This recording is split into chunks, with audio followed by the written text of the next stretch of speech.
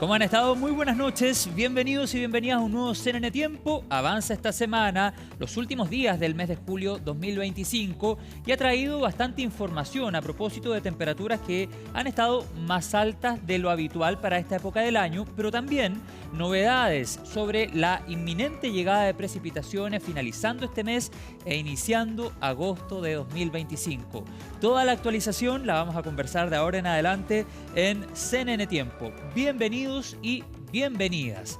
Y a propósito de lo que yo les decía al inicio del capítulo, el mes de julio nos ha dejado imágenes o sensación de temperaturas más altas de lo habitual para esta época o en pleno invierno. Hemos tenido varios días con máximas por sobre los 20 grados, incluso zonas del interior de la región de Valparaíso han llegado a marcar 24, 25 o 26 grados. ¿Cómo se compara este mes a años inmediatamente anteriores? Lo que ha sucedido era lo que se proyectaba. Mira, ahí tenemos un dato en el reproductor de caracteres que nos hace establecer un parangón con el mes de julio de 1998. ¿A qué nos referimos en concreto? Lo vamos a profundizar. Y lo otro que queremos hablar a esta hora de la noche dice relación con la inminente llegada de precipitaciones, finalizando el mes e iniciando el octavo de este año, el mes de agosto. ¿Qué tan intensas van a ser? Todo eso lo actualizamos ahora en CNN Tiempo. Y lo vamos a hacer a esta hora de la noche con la meteoróloga Laura Batista de Meteorred, que nos acompaña amablemente en CNN Tiempo. ¿Cómo has estado, Laura? Muy buenas noches. Hola, Bienvenida al programa. ¿Qué tal? muy buenas noches, José Miguel. Un gusto estar acá con ustedes. Un gusto también recibirte en el equipo de CNN Tiempo, Laura Batista. Laura, yo decía en la presentación, se nos va prácticamente el mes de julio. Ha dejado diferentes eventos meteorológicos, heladas matinales, temperaturas hacia las tardes más altas en comparación a inviernos inmediatamente anterior y también la inminente llegada de precipitaciones. Todo eso lo vamos a abordar ahora, pero lo primero que quisiera preguntarte, Laura, si lo que pasó finalmente durante el mes de julio ¿es algo que se proyectaba, es algo que se veía venir o sorprendió en cierta medida a la meteorología? Mira, sí, se proyectaba una estación bastante escasa de precipitaciones debido a que la oscilación antártica al menos estaba en su fase negativa. ¿Qué significa eso? Que en primera, esta oscilación lo que hace es que los sistemas frontales se mantengan muy al sur, por tanto, su avance hacia el centro ya de por sí es difícil. Y lo otro es que el anticiclón subtropical del Pacífico Sur estaba también bastante fortalecido. Entonces, todas esas, eh, previsiones, lo que se estaba viendo era lo que indicaba justamente que ya de por sí julio no iba a ser tan lluvioso. Ahora, de todas maneras, ahora eso está variando y eso también es algo de lo que estaremos conversando porque se esperan precipitaciones para los próximos días, ¿no? Así es. Laura, para entenderlo con términos súper simples, cuando tú hablas del anticiclón te refieres, por ejemplo, a las altas presiones que en la atmósfera entran como en una especie de pelea o pugna con las bajas presiones, por lo tanto impiden el paso del sistema frontal más hacia el centro del país. Exacto, bloquean el paso de estos sistemas frontales, como tú bien dices, las altas presiones, que son las que han generado estabilidad, aumento de temperatura, cielos despejados, como lo hemos visto durante los últimos días. Fíjate que tú hablabas bien al respecto de este julio que ha sido muy caluroso, muy seco, y eso también en términos técnicos, dorsales en altura. ¿Qué significa eso? Masas de aire cálido en altura que lo que han hecho es que han comprimido el aire en superficie, por tanto lo han calentado y eso ha aumentado también las temperaturas sobre lo normal. Y ya tú bien lo decías con respecto a temperaturas, por ejemplo, en la capital, sobre los 20 grados y ya de por sí eso es bastante inusual. Claro, y lo que ha pasado en este mes de julio 2025, nosotros tenemos establecida una comparación en nuestro reproductor de caracteres, ahí decimos el mes de julio ha sido el más seco en la zona centro desde 1998. ¿A qué nos referimos particularmente? ¿No hemos registrado precipitación, por ejemplo, en nuestra capital durante este mes? ¿Hablamos derechamente de 0 milímetros? 0,1 solamente, José Miguel, y eso fue a inicios de julio. Lo que pasa es que entre el 21 de junio y lo que lleva de julio, solamente hemos registrado 10 milímetros. O sea, lo último se registró a finales de junio. Perfecto. Por eso es que Por eso es que decimos que este mes ha sido totalmente seco y tú bien lo mencionabas, 1998 que se registró una mega sequía en Chile, en particular en la zona central. Ahí es cuando recién tuvimos esos valores tan bajos en julio, eso ya no era habitual. No era habitual, al menos en estos últimos veintitantos años, que lo que había llegado justamente era a medir 0 milímetros en esta temporada. Entonces eso llama muchísimo la atención, sobre todo acá en la zona central, que sí en otros años anteriores, a pesar de la sequía, se había registrado algo de lluvia. Claro, porque si hacemos un ejercicio de memoria rápida o memoria reciente y nos vamos a junio, julio de 2023 y de 2024, en esos años inmediatamente anteriores sí tuvimos eventos meteorológicos de precipitación intensa en esta zona del país. Exactamente, sí. Siempre en los meses de invierno habitualmente llegan sistemas frontales, ocurre a pesar de la oscilación que esté presente, si es la niña o el niño, llega algo de influencia, al menos la colita de ese sistema frontal que nosotros siempre decimos en meteorología que llega y deja alguna precipitación y eso acumula porque, bueno, es nuestro sustento después, Exacto. ¿cierto? Lo que queda en la cordillera para el resto de las temporadas. Y a propósito de la niña y el niño, ¿seguimos en una fase neutra en este momento? Sí, seguimos en una fase neutra, se espera que, esto es pronóstico, digamos, a un mediano plazo, que llegue la niña ya para la temporada de verano acá en Chile, invierno en el hemisferio norte. Ahora, eso puede ir variando, de todas maneras estamos en unas temperaturas anómalas de la superficie del mar ya más cercanas a lo negativo, ¿no? Por eso es que se puede decir que se Entiendo. puede ver un regreso de la niña. Otra pregunta, Laura Batista, en esta noche de CNN Tiempo. Les recuerdo que estamos conversando con Laura Batista, ella es meteoróloga de Meteorred, que amablemente ha aceptado nuestra invitación. ¿Tenemos condiciones o estamos en condiciones más bien de proyectar el octavo mes de 2025? ¿Tenemos algunas luces sobre la mesa de cómo sería el mes de agosto? Ya vamos a hablar particularmente de las lluvias que se vienen para las próximas jornadas, pero te quiero preguntar particularmente por el mes de agosto, pensando en lo que fue julio. ¿Hay posibilidad de que podamos vivir tal vez durante el mes de agosto un adelantamiento de la primavera, por ejemplo?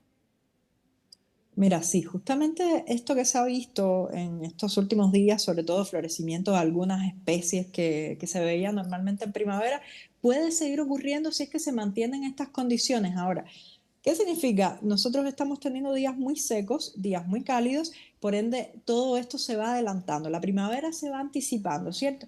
Entonces, si ocurre, por ejemplo, lo que yo les había mencionado de la oscilación antártica, que se mantenga en su fase, en este caso negativa, como lo que está ocurriendo en los últimos tiempos, que es, o sea, los últimos días, que es que estos sistemas frontales puedan llegar más al centro, si se mantiene en esa fase, puede llegar un poco más de precipitación durante agosto. Ahora, eso no deja de ser, o sea, un indicativo, digamos, lo que estamos viviendo de una fase o de un periodo seco. Por tanto, ¿podemos continuar con estas altas temperaturas? Sí, podemos continuar con estos días donde hay más sequía que precipitación, sí, por tanto, eso es lo que se espera para agosto en general. Ahora, inicios de agosto, como tú bien lo ibas mencionando, sí se esperan algunas precipitaciones, pero producto a esto en particular que te había mencionado. Claro, y además que no siempre la precipitación o no siempre un sistema frontal tiene que ver derechamente con bajas temperaturas. De hecho, lo que está proyectado para las próximas jornadas nos habla de un río atmosférico categoría 4, donde va a precipitar, pero no necesariamente va a ser frío. Por lo tanto, las temperaturas, como tú dices, independiente que haya lluvia o no, podrían mantenerse igual altas. Claro, lo que hace el río atmosférico también es que viene acompañado por esta masa de aire cálido subtropical, que lo que Claro, hace es que aumenta la isoterma cero, o sea, el nivel.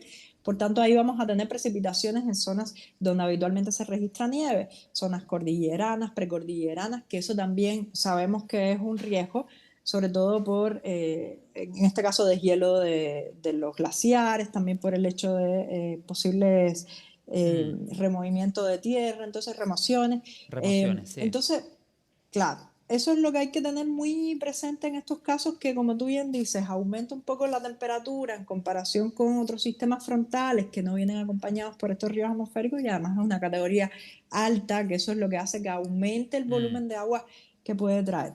Ya, vamos derechamente a esa proyección, Laura Batista. ¿Cuándo comienza a llover en Santiago? Primera pregunta. Vamos a lo concreto.